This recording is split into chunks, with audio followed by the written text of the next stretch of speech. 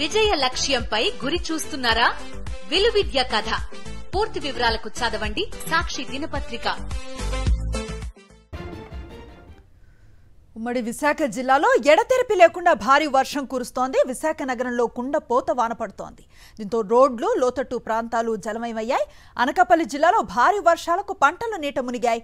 ఇప్పటికే పెద్దేరు, కోణం, మేఘాద్రిగడ్డ రిజర్వాయర్లు గరిష్ట నీటి మట్టానికి చేరాయి. ఇటు ఏజెన్సీ గ్రామాల్లో వాగులు, వంకలు పొంగి పొర్లుతున్నాయి. అత్యవసరమైతే తప్ప బయటకు రావద్దని వాతావరణ శాఖ అధికారులు హెచ్చరిస్తున్నారు.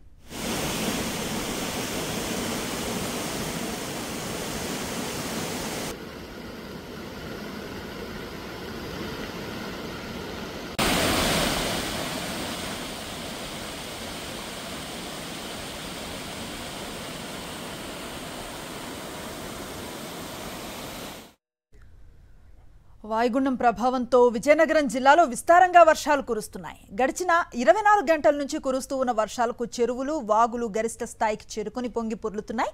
ముఖ్యంగా విజయనగరం పట్టణంలో పెద్ద చెరువు పూర్తిగా నిండటంతో నీరు లోతట్టు ప్రాంతాలకు చేరుతోంది. రోడ్లు జలమయమవుతున్నాయి. దీంతో అవుట్ కెనాల్స్, డ్రైనేజీల్లో మున్సిపల్ అధికారులు హడావుడిగా పూడికలు తీస్తున్నారు.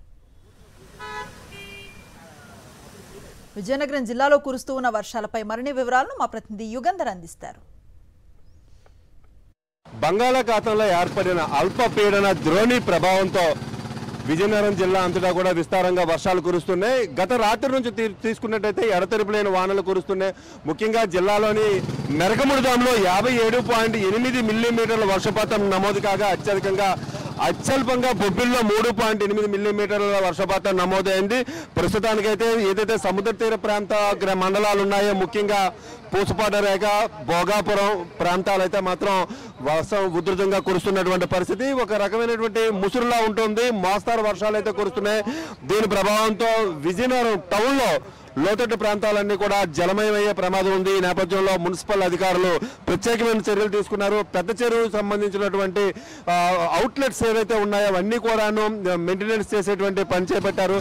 ఒకవేళ ఎక్కువ వర్షపాతం నమోదైతే 100 మిల్లీమీటర్ల వర్షపాతం నమోదైనా కూడాను డ్రైన్స్ అన్ని కూడా అవుట్ఫ్లో క్విక్గా వెళ్ళిపోవడానికి కావాల్సినటువంటి చర్యలు తీసుకున్నారు. మనతో మాట్లాడడానికి మున్సిపల్ సిబ్బంది ఉన్నారు. సార్ చెప్పండి సార్, ఎట్లాంటి చర్యలు తీసుకుంటున్నారు? ఈ రోజున పెద్ద చెరువు అనేటువంటిది ప్రమాదకర స్థితిలో ఉందని సోషల్ మీడియాలో కానీ మీడియాలో కానీ వస్తుంది. వాస్తవాలు ఏంటి? ఇప్పుడు ముఖ్యంగా మనకి పెద్ద చెరువులోని 9 ఇన్లెట్స్ ఉన్నాయండి. అంటే మొత్తం ఆ టౌన్ ఏరియాలో నుంచి వచ్చేవన్నీ ఆ 9 ఇన్లెట్స్ ఏవైతే ఉన్నాయో దానివల్ల అవడం వల్ల సర్ప్లస్ వాటర్ ఏదైతే ఉంటుందో ఆ లెవెల్కి అయితే రీచ్ అయ్యిందండి పెద్ద చెరువు. సర్ప్లస్ వాటర్ రీచ్ అయిన తర్వాత ఒక అవుట్లెట్ ఉంటుంది పెద్ద చెరువు నుంచి.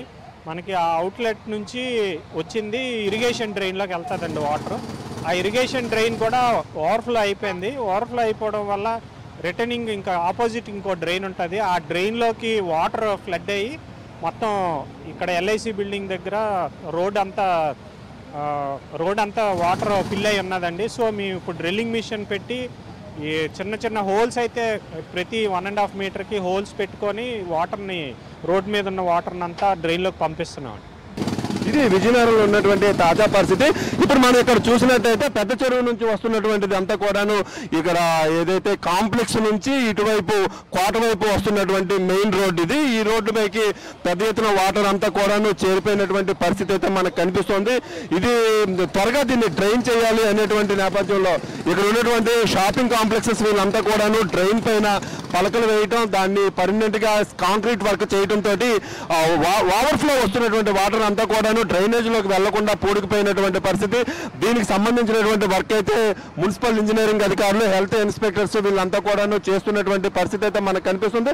మొత్తంగా తీసుకున్నట్టయితే అధికారులు చెప్తున్న మాట ప్రకారం అయితే ఒక పెద్ద చెరువు ఒక్కటే మాత్రమే ప్రస్తుతానికి సర్ప్లస్ వాటర్ ఉంది. ఇక మీదట ఏదైనా రాబోయే 24 గంటల్లో కానీ వర్షం ఎక్కువగా కానీ పడినట్టయితే అప్పుడు మరీ ఇబ్బంది వస్తుంది. కొన్ని ప్రాంతాలు అయితే తప్పనిసరిగా మునుగుతాయి. ఎందుకంటే విజయనగరం అనేటువంటిది పూర్తిగా చుట్టుపక్కల వ్యవసాయ ఆధారిత ప్రాంతాలు ఉంటాయి. చాలా ట్యాంక్స్ ఉంటాయి. కనెక్టింగ్ ట్యాంక్స్ అన్నీ కూడాను నిండిపోయినట్టయితే అవన్నీ కూడాను ఈ పంట కాలువల్లోకి వస్తాయి. ఈ కాలువలు ఇప్పటికే పూడికిపోవడము లేకపోతే ఆక్రమణలకు గురవడం అనేటువంటిది ఒక ప్రమాదకరమైనటువంటి పరిస్థితుల్లో ఉన్నందువలన తప్పనిసరిగా వీటన్నిటినీ కూడా ముందస్తుగానే గమనించాం. దానికి కావాల్సినటువంటి జేసీబీలు కానీ మిషనరీ కానీ అన్నింటినీ కూడా ఏర్పాటు చేసి ఎక్కడ కూడా వాటర్ రోడ్లపైన నిల్వ ఉండకుండా మేము తగు చర్యలు తీసుకుంటున్నామని చెప్తున్నారు. మొత్తంగా అయితే మరో 24 గంటలపై అయితే అల్పపీడనం తాలూకా ముప్పు ఉంటుంది అని అధికారులు హెచ్చరిస్తూనే మరోవైపు సహాయక చర్యలు అయితే ముమ్మరం చేస్తున్నటువంటి పరిస్థితి. వీడియో శ్రీశ్వత యుగంధర్, సాక్షి టీవీ, విజయనగరం నుంచి.